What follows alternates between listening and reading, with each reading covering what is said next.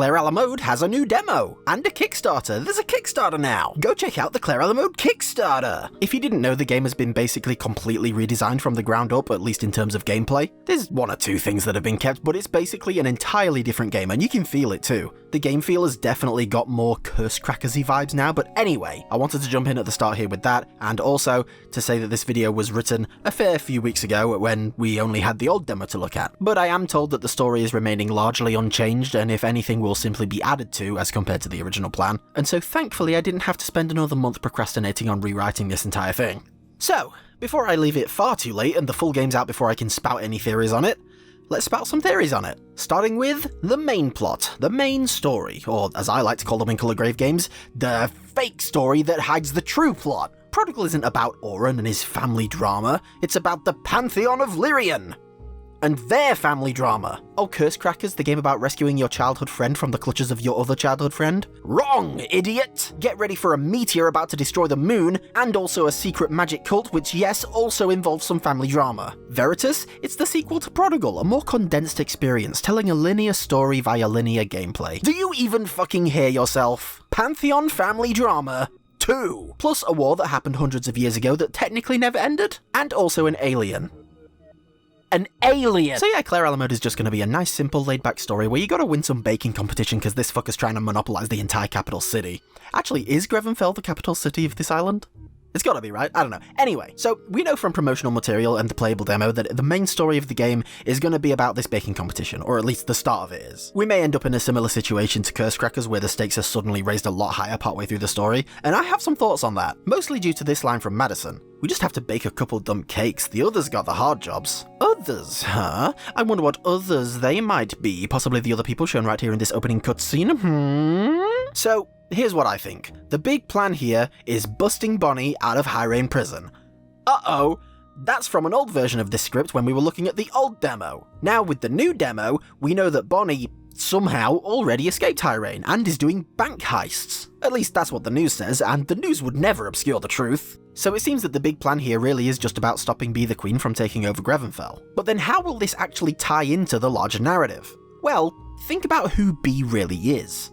A titled. There'll be a dedicated video to the titled one day. But basically they're the 7 most politically and physically powerful people on the planet, and Be the Queen is one of them. And I specify that they're physically as well as politically powerful because of how one is able to become a titled in the first place. You see, in the world of Ledamra, all fighting is forbidden by law, apart from conflicts with a titled in an attempt to take their position. This happened with Vivian in Curse Crackers when she accidentally took Ursula's title, which I'm just now remembering means Vivian is also one of the most powerful people on the planet. But what if the fight for a title doesn't necessarily have to be in actual combat? What if, when Bee loses this baking competition, she also loses her title? I mean, Resolve says herself that if they lose this competition, it ruins everything.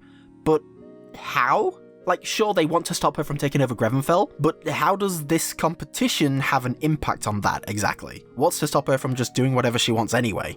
Well, maybe she just isn't that powerful after all? I know this goes against what I just said a minute ago about her having to be powerful to become a title, but if the other thing that I said about her losing her title in the competition is true, then that kinda stops being the case, doesn't it? Maybe you can lose your title in all sorts of ways. Maybe you could bet it in a card game or something. After all, gambling is also banned throughout Ledamra. Maybe there's a similar exception for that as there is to when it comes to fighting. I don't know what it is yet, but there's gotta be a reason that this whole thing hinges on the Artisan. Alright, the competition is called the Artisan, I don't think I mentioned that yet. It's the holiday associated with Cradleforge and her people, the Forgin. A video on all the holidays of Ledamra is also on the list, that'll be coming whenever. The point is, there is something more to Bee and the power that she holds that we simply don't know yet, and like in Curse Crackers, as I already said, there'll probably be some sort of revealing moment that will allow us to see the connection and the scope of the role that the Bakers are playing in this scheme. As for why Bee is doing all of this in the first place, so far as I can see, there are 2 broad options.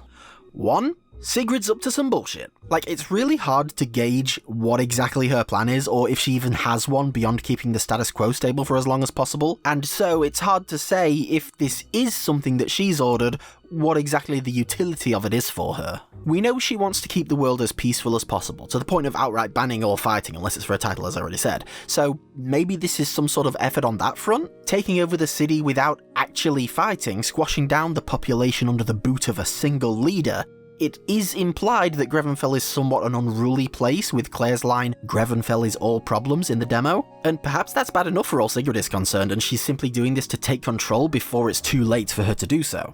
And 2, remember I said there were 2 options, 2, the other faction that we know are operating on the island of Hull, or at least in some capacity, the Dawn Cult. I know I kind of flip-flop between calling them a cult and an organisation, but I do think cult is a fitting term. I mean, look, you don't wear robes like that unless you're in a cult. Those are classic cult robes. They sell them down at the cult store. Only place you can get them, actually. Very exclusive. Wouldn't it be interesting if B was an agent of the Dawn Cult that has now infiltrated Sigrid's ranks? Now, we don't know very much about the Dawn Cult either, besides the fact that they're against Sigrid, as we see from Ursula's dialogue about being taken down by Sigrid's minions right before saying the dawn is coming, and hey, wait a minute! Ursula was a titled, before Vivienne came along and defeated her, a titled Living in Grevenfell. A titled Living in Grevenfell who appears to have revealed herself as being associated with the Dawn Cult. Is B Ursula's replacement by the cult? Maybe Ursula was supposed to be doing what B is doing, or maybe the cult changed their tactics with B because Ursula failed. Honestly, I'm liking this theory a lot more than the Sigrid one. I think we will get some more information about Sigrid in this game, but I think there's going to be a big focus on the Dawn Cult, and possibly on the Dawn itself, whatever that might be. And there is another reason for me thinking this, besides the one we just discussed. Isn't there something missing here? In the whole thing, I mean. The trailers, key art, these little 4-panel comics we've been getting regularly in the Discord. Come and join the Colorgrave Discord server, you get to see more cool stuff like this. And even in the demo, actually both demos, the old and the new one, there is something missing. Or rather, someone. Where is Belle during all of this? It's a fair question to ask. This game is functionally a sequel to Curse Crackers, and we don't see the main character of that game anywhere? Like, not even just off to the side, like, hey, remember me? Not even having anyone mention her name? Why would they do that? I'll tell you why. It's because she's the final boss of the game. I'm calling it now. Belle is going to be the final boss of Clear Ella Mode. I think the Dawn Cult is going to be a lot more central in this story, which they're going to lead into by having Be the Queen be part of it, and then we're going to find out that something happened between Belle and Chime, who is mysteriously with Emma now. And why is Chime important? Well, I was going to wait to make this its own video, but it's far too relevant now to just leave out, so here's an extra theory for you. Chime is a magic eater. That's not the theory, that's actually pretty much certain. The theory is this. Remember when Fionn remarked on Belle having huge swaths of malice about her, and even having a seed of malice at which she was very surprised hadn't bloomed yet? If that sentence made no sense to you, go watch my malice video. But basically, when one of these seeds manifests, it feeds on that person's malice until it blooms and fully overtakes them and they lose their humanity to it. But Belle's hasn't, even though according to Fionn it should have by now. Well, if Chime is a magic eater and Malice is some kind of magic, then this situation makes sense. Plus, remember when Belle thought Chime had been killed and she immediately had her colour palette changed to match that of how we've seen Malice represented in other places? Not to mention that we see her actually dripping with malice when she's about to fight Ledra. Now, I know she just saw her best friend being killed in front of her, or at least she thought she did. That would make anyone a little bit miffed. Obviously, this situation makes sense without the idea that Chime has been managing Belle's malice the whole time, but I do think it was also supposed to be a subtle hint to that fact. And so now, I think maybe something happened between Belle and Chime since Curse Crackers. Maybe Alexa's plan for Belle to realise what an awful creature Chime is herself came to fruition, but then again, why would she? They've been friends since Belle was a kid, why would she suddenly turn on him? Unless something happened to her, which of course it did. Remember when Belle got all her colours drained by Colorgrave? What if that had some sort of lasting effect? We know Colorgrave can drain malice thanks to our buddy Duke Krellin in his notes about the mysterious red crystal.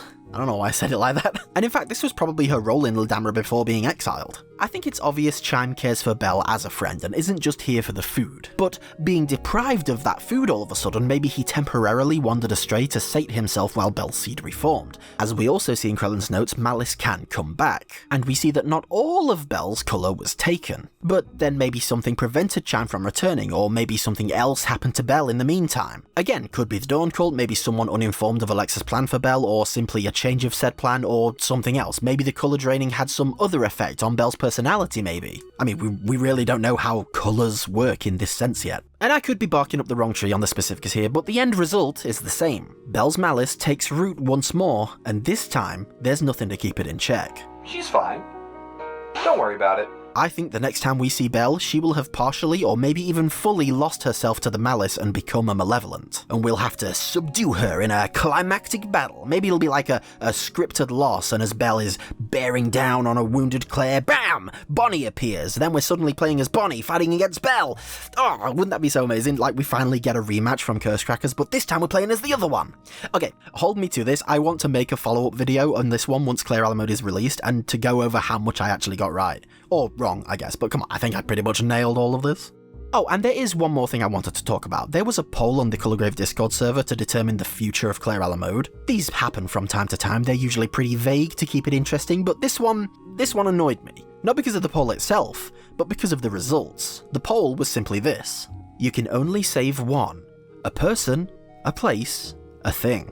And they also had these emojis beside them. Hard to say if the emojis are relevant or just additional trolling. We've got Caroline for a person, this new character for a place, and Chime for a thing. Now, I don't want Chime to die, but like, narratively, that would be a pretty interesting development. Same thing with Caroline, but let's ignore the emojis for now. Again, don't even know if they have any meaning. The thing that annoyed me was that the first option, a person, won.